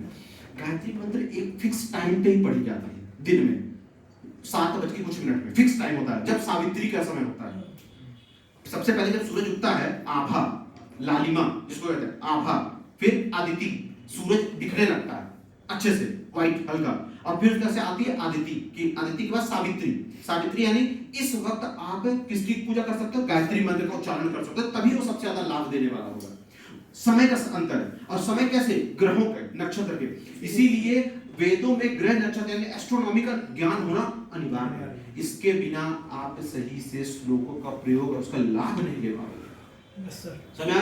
आपको याद होगा जब मैंने उपनयन संस्कार पढ़ा था तो उसमें बोला था कि जगती मंत्र आता है, जगती मंत्र आता है, उसमें गायत्री मंत्र का भी ऐसा। तो जगती मंत्र जो आता है त्रिष्टु, तो आपने जब देखा होगा कि त्रिष्टु मंत्र क्या है, एक्चुअली में अग्निदेव को प्रसन्न कर रहे हैं। और त्रिष्टु मंत्र किसके लिए आता है, क्षत्रियों के लिए। जब क्षत्रिय जो होते हैं अपना उपनयन संस्कार करते हैं तो त्रिष्टु मंत्र का प्रयोग करते हैं। बाकी जो ब्राह्मण होते हैं वो किसका प्रयोग करते हैं, जगती मंत्र का प्रयोग करते हैं।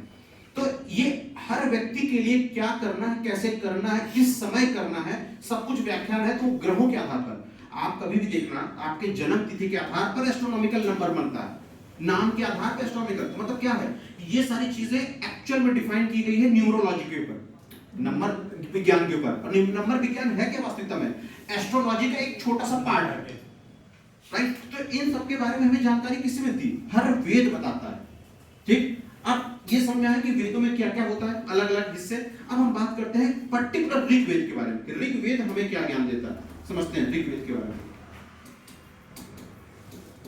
आयोग यहां तक तो समझ में आ रहा होगा। ऋग्वेद का समझते हैं। ऋग्वेद को अगर देखा जाए तो इसकी कितनी शाखाएं हैं, ऋग्वेद की टोटल आज 8 ब्रांचेस थी, जिसमें से केवल 2 ही शाखाएं बची हैं। वो 2 शाखाएं कौन सी हम लिख देते हैं, सकल, बाकी बेटा प्राप्त नहीं हो पाए हैं, वो टेक्स्ट फॉर्म में लिखी जरूर गई थी लेकिन उसका हमको मिल नहीं पाया, ठीक है। सकल, सकल या सकल्य, ठीक है, सकल या सकल्य, ये है पहला। सकल और सकल के बारे में इसलिए इंपॉर्टेंट क्योंकि इसकी 80 से 85% हिस्सा सामवेद में लिया गया है, करेक्ट। तो इसी से बनकर आता है आपका सामवेद। आगे हम बात करेंगे। इसलिए कहा जाता है कि ऋग्वेद से ही सामवेद निकली है। ठीक, पहला होता है सकल शाखा। दूसरी शाखा के बारे में बात करते हैं। दूसरा ब्रांच है आपका वत्कल या वस्कल, वत्कल या वस्कल, ये दूसरी शाखा है। ठीक है, अब अगर हम वेदों का, ऋग्वेद का अगर हम डिवाइड करें, वर्गीकरण करें अध्ययन के माध्यम से, गुणों के माध्यम से, तो इनको दो हिस्सों में तोड़ा जा सकता है। और दो हिस्सों में कौन कौन सा? पहला हिस्सा इसका कहा जाता है अष्टकर्म, यानी कर्मों के आधार पर पुस्तक का डिवाइड किया गया है, अष्टकर्म, अष्टकर्म। और दूसरा मंडल, पुस्तकों के आधार पर। ठीक है, तो मंडल के आधार पर डिवाइड किया गया है। अब अष्टकर्म 8 होते हैं, मंडल 10 होते हैं। अष्टकर्म की बात करते हैं तो 8 अष्टकर्म में कितने चैप्टर होते हैं? अध्याय 64, 64 चैप्टर्स होते हैं, 64 चैप्टर होंगे। और 64 चैप्टर में 2006 श्लोक होंगे। ये याद रखने डेटा, कुछ 2006 श्लोकास होंगे। वहीं पे हम इसकी बात करते हैं तो 10 आपके मंडल हैं। 10 मंडल में कितने अनुवाक होंगे? 85 अनुवाक होंगे। अनुवाक का मतलब होता है एक हिसाब से इसका उपखंड तोड़ा गया है, अनुवाक को वॉल्यूम कह सकते हैं, 85 वॉल्यूम। उसके बाद इनमें कितने हिम्स होंगे? सूक्त जिसको कहा जाता है। इसमें टोटल कितने होंगे? 1028 सूक्त होंगे। बेटा सूक्त और श्लोक में अंतर होता है, सूक्त के अंदर श्लोक होते हैं, इसीलिए ऋग्वेद में सबसे ज्यादा श्लोक 10,600 श्लोकास पाए गए हैं। ये याद रखेंगे, और ये डेटा रटने वाला है। आपको मैक्सिमम पेपर में केवल यही, किताबों में केवल यही मिलता है कि 1028 सूक्त हैं। इससे जैसे एक सूक्त के बारे में बताया, नसादिया सूक्त, जिसमें आदि अनंत शेष नाम के बारे में बताया गया, ओरिजिन ऑफ यूनिवर्स। उसी तरीके से पुरुष सूक्त, जिसमें आपके पुरुष सूक्त में क्या चारों वर्णों का वर्णन होता है, समझा रहा है? ब्राह्मण, क्षत्रिय, वैश्य, शूद्र। हम इन सब के बारे में बात करेंगे एक एक करके डिटेल में कि वो क्या रहा है इसमें। पहले मंडलों के आधार पर देखते हैं। यहाँ तक लिख है, छूटा तो नहीं? चलिए 10 मंडल के बारे में बताइए। मंडल,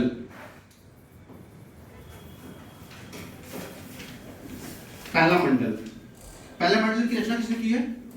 मिक्स है, 3-4 लोग, कई सारे किए हैं, जैसे मधुचंद हो गया, अगस्त ऋषि हो गया, कण्व ऋषि हो गए, ऐसे कई सारे ऋषि मुनियों ने लिखा है। इसीलिए इस मंडल को किसी एक ऋषि मुनि को डेडिकेटेड नहीं कर सकते। लेकिन इसमें इंपॉर्टेंट बात क्या है? पहले मंडल की बात करते हैं तो पहले पुस्तक, यानी देखा जाए ऋग्वेद को आसान भाषा में समझा जाए, पूरे ऋग्वेद को 10 किताबों में, 10 खंडों में विभक्त कर दिया। और 10 बुकों को जब डिवाइड किया तो हर बुक के लिए कुछ न कुछ ऋषि मुनि जिम्मेदार थे। उसी तरीके से पहले की बात करते हैं तो जैसे मधुचंद हो गए, अगस्त ऋषि हो गए, कण्व ऋषि हो गए, ये सारे लोगों ने क्या किया था? कुछ न कुछ रचनाएं की थी। ठीक है, तो इसको पहला। और पहले में 3 चीज याद रखेंगे। अग्नि देव के बारे में बताया गया था।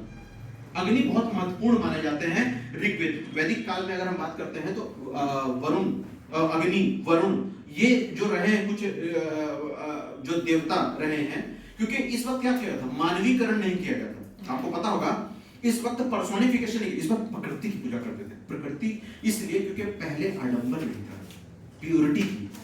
तो समझ रहे हैं, ये चीजें नहीं थी। तो अग्नि हो गया, वरुण हो गया, ऐसे कुछ देवी देवताओं के बारे में पूजा किया गया था। अग्नि मतलब अग्नि के देव, वरुण मतलब कैटल, है ना, अलग। इंद्र देव, इंद्र किसके क्या जाता था? इनिशियल फेज में इंद्र को पता है क्या कहा जाता था? पुरंदर।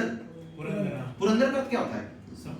यही सवाल आपके एमपीएससी में पूछा था। पुरंदर शब्द का अर्थ क्या होता है? डिस्ट्रॉयर ऑफ द फोर्ट्स, किलों का, किलों का संहारक कहा गया था। बड़ी अजीबोगरीब है ना, ऐसा क्यों कहा गया होगा? हाँ, उसका कारण ये था कि गॉड ऑफ थंडर इनको बोलते थे। किला क्या होता था? सबसे हाइट पे रहता था। तो थंडर का कॉन्सेप्ट ये रहता है कि जब भी थंडर गिरता ना तो हाइट वाले पीक पे जो रहता है उसके ऊपर गिरता है, इसलिए उनको पुरंदर बोलते हैं। करेक्ट, पुरंदर का अर्थ यही है। इसलिए आप देखोगे जो हाईएस्ट टावर होता है उसमें एंटीना लगा रहता है कि सीधे अंदर काम चला जाए। ये कौन? अच्छा, दूसरा, ये बहुत इंपॉर्टेंट, दूसरे के कौन रहते हैं? गृत्स्मद ऋषि। यहां से कॉन्सेप्ट इंपॉर्टेंट है क्योंकि यहां सिंगल सेज है, एक ही ऋषि मुनि रहे। तो इनकी बात अगर की जाए तो कौन है? इन्होंने ऑनेस्टी की बात कही है, जो आज की डेट में किसी के अंदर नहीं है। एथिकल कंडक्ट, नहीं नहीं, हम आपकी बात नहीं कर रहे हैं, हम अपनी बात कर रहे हैं, हमारे अंदर नहीं हम ना है ऑनेस्ट, अपन ईमानदार नहीं है। और अच्छी बात है, आप ईमानदार हो तो बढ़िया है। ये डिबेटेबल टॉपिक है, क्योंकि अभी एथिक्स पढ़ा नहीं रहे, कभी एथिक्स पढ़ाएंगे तो फिर समझ जाएगा। तीसरे के कौन है? विश्वामित्र। धन्यवाद। विश्वामित्र, पता है विश्वामित्र कौन रहे हैं? यस सर, कौन रहे? जिन्होंने गायत्री मंत्र की रचना की है। विश्वामित्र आपके गुरु रहे हैं किसके? राम के राम और के, लक्ष्मण, लक्ष्मण चारों के। भाइयों के। Correct। विश्वामित्र वो भी रहे हैं जो 10 राजन युद्ध में भी धन्यवाद। 10 राजन युद्ध में पंचजन्य के प्रमुख रहते हैं, कुरु वंश के, कुरु वंश के प्रमुख रहते हैं। पंचराजन युद्ध में ही यही, हाँ 10 राजन युद्ध मतलब 10 राजन युद्ध मतलब 10 राजाओं के बीच में बैटल होता है। एक तरफ 10 राजा रहता है, एक तरफ भरत क्लान रहता है, भरत कबीला रहता है, और भरत कबीला जीत जाता है, जिसके गुरु रहते हैं ऋषि वशिष्ठ, और इनके रहते हैं विश्वामित्र। विश्वामित्र 10 राजाओं का समूह बनाते हैं, जिनमें पंचजन्य होते हैं, 5 राजा जो आर्य होते हैं, और पंच अनार्य जो कि मतलब 5 निचले तबके के लोग, भारत के लोग होते हैं, उनको मिलाकर 5 आर्य लोग मिलकर लड़ते हैं, लेकिन जीतता भरत कलाम। ठीक है, फिर भरतवंशी निकल के आते हैं वहीं से, अलग अलग कहानियां हैं, फिर देखेंगे, जाएंगे डिटेल में। ठीक है, ये विश्वामित्र के बाद रखेंगे। विश्वामित्र के बारे में सबसे इंपॉर्टेंट बात यही है कि इन्होंने गायत्री मंत्र की रचना की थी। गायत्री मंत्र, और ये सवाल सबसे ज्यादा पूछा, ओम भूर्भुवः स्वाहा। धन्यवाद। वही जो श्लोक है, गायत्री मंत्र की रचना करते हैं, और गायत्री मंत्र में किसकी पूजा होती है? सावित्री जी की, देवी सावित्री की पूजा होती है, ये याद रखेंगे। यही सबसे इंपॉर्टेंट कॉन्सेप्ट है इसमें। देवी सावित्री क्या है? कई बार ये लिखा सकता है पेपर में कि सन की पूजा की जाती है गायत्री मंत्र में, सन के किरणों की पूजा होती है। बड़ी इंटरेस्टिंग फैक्ट है इसमें, कभी आपने सुना है? सन जो होता है, सूर्य का उदय होता है, तो अश्विनी कुमार, यानी कि जो अश्विनी जो भगवान होते हैं वो लेकर आता है। अश्विनी कुमार पता है क्या है? 7 घोड़े। 7 ही क्यों घोड़े हैं? क्योंकि एक व्हाइट कलर में 7 कलर होते हैं, रेनबो होता है, इसीलिए 7 ही अश्विनी कुमार होते हैं। ठीक है, विप्ग्योर जिसको कहा जाता है, अश्विनी कुमार। और लेकिन आपने सूरज के उगने से लेकर अस्त तक होने तक सभी जो किरणें होती हैं वो देवियों के नाम पे पड़ी है। आभा, आदिति, सावित्री, ऐसे करके सभी देवियों के नाम पड़े हैं। तो ये इंटरेस्टिंग है, देखना। गायत्री मंत्र तीसरा। चौथे की बात करते हैं, चौथे कौन रहे हैं? वामदेव। नैतिकता की बात करते हैं, आसान है। वामदेव जो कि कोई फॉलो नहीं करता है, ethics, morality, correct. Vamdev morality, इसीलिए शायद आपके सिलेबस में मोरालिटी डाला गया है, यूनिट 4 में, पेपर 4, आप पेपर 4 के रूप में वामदेव। अच्छा, पचमे की बात करते हैं, पचमे कौन रहे? ऋषि मुनि। धन्यवाद। ऋषि अत्रि, ऋषि अत्रि, इन्होंने भी अग्नि, वरुण, इन सब के बारे में बताया है। इवन इनफैक्ट इन्होंने अश्विनी कुमार के बारे में बताया है। ये इंपॉर्टेंट है, जिस अश्विनी की बात हम कर रहे थे ऊपर, इन्होंने अश्विनी देव के बारे में बताया है। अच्छा, पचमे के बाद छठवें की बात करें, 6 भरद्वाज, यज्ञों के बारे में। करेक्ट, मोस्ट इंपॉर्टेंट व्यक्ति भरद्वाज। यज्ञ के बारे में, करेक्ट। ये यज्ञ, यज्ञनाश के बारे में, इन्होंने जितने भी यज्ञ होते हैं उनमें से सबसे प्रमुख 12-13 यज्ञों के बारे में बताया, जैसे वाजपेयी यज्ञ, राजसूय यज्ञ, अश्वमेध यज्ञ, उसके अलावा ब्रह्म यज्ञ, नहीं, इसके अलावा क्या था जो गायों के लिए था? गाय को क्या बोलते थे? अगन्य तो लोग धनु, हाँ? धनु, नहीं, धनु तो अलग हो गया। धनु एक्चुअली में गाय को कहा जाता है परिवर्ती, लेकिन गवमान्य इसको कहा जाता था। गवमान्य यज्ञ के रूप में जिसको किया जाता था, जो गायों के धन्य धान्य की बात करते थे। आपको पहले पता होगा कि पहला प्रारंभिक जो ऋग्वेद रहा है, ऋग्वेद में, प्रारंभिक ऋग्वेद में किसकी पूजा करते थे? जानवरों, एनिमल हस्बेंड्री होती थी। बाद में कृषि आती है, ठीक है, तो समझना। अच्छा, इसके अलावा बहुत सारे इन्होंने, याद है कि अपने आप को आहुति दे देना, इसको क्या बोलते हैं? अपने आप को अग्नि में देते हैं। याद है कि जब मैंने बताया था कि जो अपने आप को चढ़ा देते हैं उस पे, बलि जैसा, तो आपने देखा होगा कि 2 तरीके का मैंने बताया था। एक बलि नहीं कहते हैं इसको, भगवान को प्रसन्न करने के लिए अपनी जान का त्याग। हाँ, ये कुछ ऐसे यज्ञ हैं, लेकिन रावण ने भी किया है, और इसमें एक्चुअली आप भी करते हो, कुछ प्राप्त करने के लिए आप भी आज करते हो। आपने देखा होगा कि आप प्रतीकात्मक रूप से समझ रहे हो? अच्छा एक बात बताइए, इसके अलावा जो 3 अभी आपने बोला यज्ञ, राजसूय यज्ञ, वाजपेयी यज्ञ और आपका तीसरा अश्वमेध। अश्वमेध तो सबसे बनता है कि घोड़े के लटका दिया, पूजा पाठ करके, रिचुअल्स करके और छोड़ दिया। उसमें ये जाता है कि जिस जिस टेरिटरी को कवर करेगा वो टेरिटरी अगर किसी ने रोका नहीं तो वो उस राजा के अधीन हो जाएगा, और जिसने रोका फिर युद्ध करके डिसाइड होगा। राजसूय यज्ञ और वाजपेयी यज्ञ में अंतर क्या होता है? कोरोनेशन सेरेमनी राजसूय यज्ञ को बोलते हैं। कोरोनेशन सेरेमनी का मतलब है एक महाराजा धीराज की उपाधि लेता है, राजकुमार को महाराजा बनाया करेक्ट, जाता है। और वो आसपास के सभी राजाओं को निमंत्रण देता है और ये कहता है कि आप या तो हमारे द्वारा बनाए गए नियम कानून का पालन करें, अधीनता स्वीकार कर लें, सुजरेनिटी स्वीकार कर लें, या तो आप हमसे विद्रोह करके लड़ाई करके देखें। ज्यादातर राजा जो आते हैं उनके निमंत्रण को एक्सेप्ट कर रहे हैं, मतलब वो उनकी अधीनता स्वीकार करते हैं। राजा राम ने भी यही किया था, राजसूय यज्ञ किया था, फिर अश्वमेध यज्ञ करवाया था। अच्छा, उसके अलावा तीसरा वाजपेयी यज्ञ। वाजपेयी यज्ञ की बात करते हैं, वो एक प्रकार का चैरियट रहती है। मतलब सपोज कीजिए राजा ए राजा बी हैं, ये दोनों किसी क्षेत्र को जीतना चाहते हैं, तो पूरी सेना में लड़ाई हो, लोग मरे, इससे अच्छा दोनों लोगों ने किसी न किसी रथ वाले दौड़ के रेस को कर दिया कि भैया आप रेस लड़ते हैं, जो जीतेगा वो क्षेत्र उसी का हो जाएगा। बहुत अच्छा कॉन्सेप्ट था।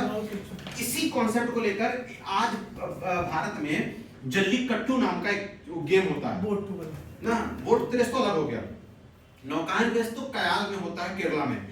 जल्लीकट्टू आपने देखा होगा, उसमें भी बैल को खींचकर दौड़ होती है, रेस होती है जल्लीकट्टू, जिसपे ऊपर पाबंदी भी लगाई गई। सुप्रीम कोर्ट द्वारा कहा गया था कि ये जो है जानवरों के साथ अहित है ना, जल्लीकट्टू। कांतारा जिसपे कांतारा मूवी में दिखाया गया, करेक्ट, कांतारा मूवी में भी सीन दिखाया गया, राइट, ठीक है, ओके। सातवां बात करते हैं, सातवें बात करते हैं ऋषि वशिष्ठ, मोस्ट इंपॉर्टेंट है ऋषि वशिष्ठ।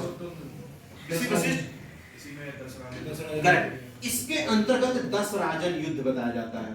10 राजन वॉर के बारे में बताया गया है, न केवल ये बताया गया है, महामृत्युंजय के जाप के बारे में बताया गया। महामृत्युंजय का जो होता है वो याद रखेंगे। महामृत्युंजय कहाँ लगता है ये आपका होता है महामृत्युंजय मंत्र, मृत्यु तबीयत खराब होता है तो क्या महामृत्युंजय यज्ञ से कराने से, मंत्रों का उच्चारण करने से मृत्यु टल जाती है? बढ़ जाता समय पड़ता है, लेकिन इंसान मरेगा जरूर, पृथ्वी पैदा हुआ है, ठीक है नहीं? ठीक। अच्छा, महामृत्युंजय का जो मेला लगता है वो कहाँ लगता है? बनारस में। मध्य प्रदेश के रीवा जिले में लगता है, ठीक है, ये याद रखेंगे। सबसे बड़ा अभी उज्जैन में लगने लगा है, उज्जैन में भी चालू कर दिया गया महामृत्युंजय, समझ आ रहा है? याद रखेंगे महामृत्युंजय का। 10 राजन युद्ध के बारे में बताते हैं, इसके बारे में बताते हैं, ठीक। उसके बाद आठवें में कौन रहे? इसमें भी 2 व्यक्ति रहते हैं आपके, अंगिरा ऋषि और कण्व ऋषि, याद रखेंगे। अंगिरा, ये इंपॉर्टेंट व्यक्ति रहते हैं, अंगिरा प्लस कण्व। समझिए, अंगिरा ऋषि के बारे में समझते हैं। अंगिरा ऋषि वही हैं जिन्होंने अथर्ववेद की भी रचना की, इसीलिए अथर्ववेद को अथर्व ऋषि और अंगिरा ऋषि दोनों मिलाकर करते हैं, इसलिए अथर्व अंगिरा के नाम से भी जाना जाता है। तो ये व्यक्ति बहुत इंपॉर्टेंट है। कण्व ऋषि क्यों इंपॉर्टेंट है? कोई दस सकता है कण्व ऋषि क्यों इंपॉर्टेंट है? कण्व ऋषि के ही वंशजों में एक व्यक्ति जन्म लेता है जिनका नाम होता है आपका, जिन्होंने च्यवन ऋषि। च्यवन ऋषि जो रहते हैं उन्होंने च्यवनप्राश की रचना की थी, जो आज खाते हो। उन्होंने 72 जड़ी बूटियों को मिला के च्यवन ऋषि, इसके बारे में रामायण में भी व्याख्यान मिलता है च्यवन ऋषि के बारे में। तो इन्हीं के वंशजों में, ठीक। आगे 9th वाला देखते हैं। 9th में कौन आता है? सोमदेव। सोमदेव, आप लोग कितने लोग ऐसे हैं जो सोम पसंद करते हैं? सभी पसंद है?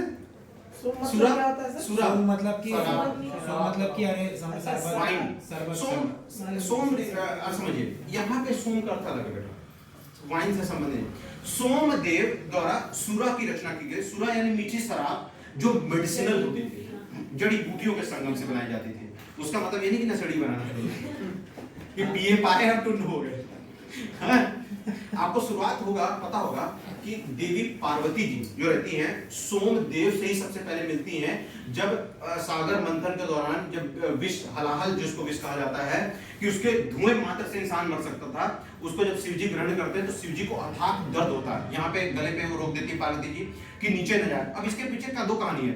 ऐसा इसलिए कहा जाता है क्योंकि शिव जी के हृदय में विष्णु भगवान रहते थे, तो विष्णु भगवान को जहर का दर्द ना हो, फील ना हो, इसलिए उन्होंने गले पे रोका था, कहा जाता है।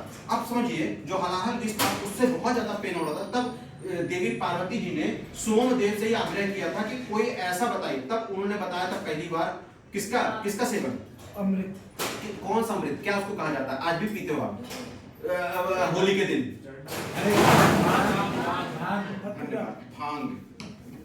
भांग को पहली बार, भांग जो रहता है, भांग को मिलाया जाता है उसी मीठी अंगूर से बनी हुई शराब में और दिन पिलाया जाता है भगवान शिव को, ताकि दर्द कम हो सके। और तब से पहली बार ये निकल गया था। उस वक्त जो पिलाया जाता था वो दवाई होता था, ना कि आज की काय रहते हैं हर दुख है तो भी पी रहे, सुख है तो ये दवा नाम से देखी है। अभी भी दवाई की फॉर्म में पीते हैं, ठंड लगती है ज्यादा। सही बात है, पी रहे हो। नहीं सर बता रहे हाँ, हैं। नहीं बताओ मत, गलत जानकारी ना दी जाए, हाँ, नहीं तो चले जाना ऊपर। अच्छा, 10वां मंडल, 10वां मंडल के लिए क्या बताया जाता है? 3-4 ऋषि है, जैसे ऋषि वशिष्ठ वामदेव। वामदेव, बहुत सारे लोग। अब समझिए, दूसरे मंडल से लेके 7वें मंडल को ऋषि मंडल कहा जाता है, क्योंकि ये पहले क्योंकि यहाँ पर पर्टिकुलर एक ही ऋषि मुनि का डेडिकेशन है। ये सबसे पहले इम्पोर्टेंट है। मंडल में कौन था? बेटा पहले मंडल में बहुत सारे हैं, जैसे आपको लिखना हो तो लिख सकते हो, हम लिख देते हैं। लिखा हुआ है सर पहले। पहले मंडल में नहीं बेटा, यहाँ पे लिखना हो तो लिख सकते हो आप। पहले मंडल में बहुत सारे बेटा, मधुचंद्र,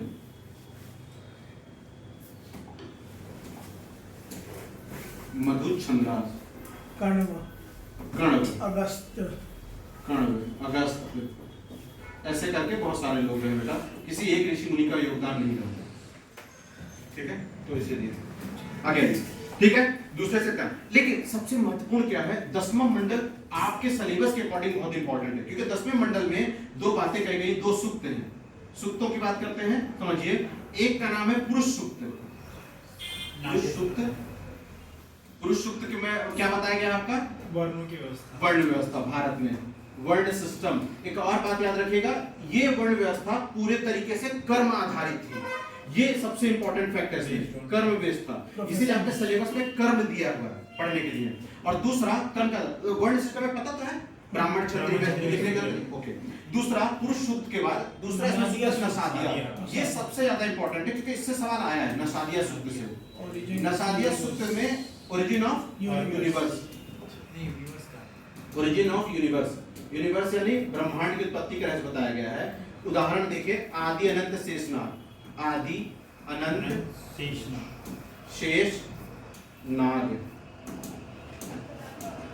शेष नाग। देखिए आसान है कॉन्सेप्ट मैथमेटिकल रूप में। आदि का मतलब होता है शून्य, अनंत का मतलब होता है इनफाइनाइट। अगर इन दोनों के बाद शेष एक नाग, यानी जहां पर पृथ्वी जीवन है, अर्थ। बहुत अच्छा कॉन्सेप्ट दिखाया गया था इससे कि पता चले, क्योंकि अब दिमाग में